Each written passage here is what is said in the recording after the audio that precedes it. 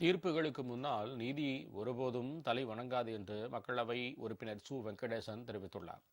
நாடாளுமன்றத்தில் வந்தே மாதரம் பாடலின் 150வது ஆண்டு நிறைவை முன்னிட்டு நடைபெற்ற சிறப்பு விவாதத்தில் பேசிய அவர், நாட்டின் பன்மை தன்மைக்கு எதிரான அரசியல் நாடாளுமன்றத்திலிருந்து திருப்பரங்குன்றம் வரை தொடர்வதாக குற்றம் சாட்டினார்.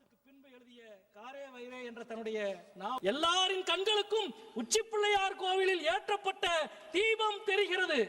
ஆனால் உங்கள் கண்களுக்கு தர்கா மட்டும்தான் தெரிகிறது. மக்களுக்கு தேவை பக்தி, உங்களின் தேவை பகை. எல்லோருக்கும் தேவை ஆன்மீகம், ஆனால் உங்களுக்கு தேவை கலவரம். இந்த அவையிலே நாங்கள் சொல்லிக் கொள்வோம், உங்கள் தீர்ப்புக்கு முன்னால் நீதி ஒருபோதும் தலை வணங்காது என்பதுதான் இந்த அவையிலே இருந்து நாங்கள் சொல்லிக் கொள்ள வேண்டிய மிக முக்கியமான விஷயம்.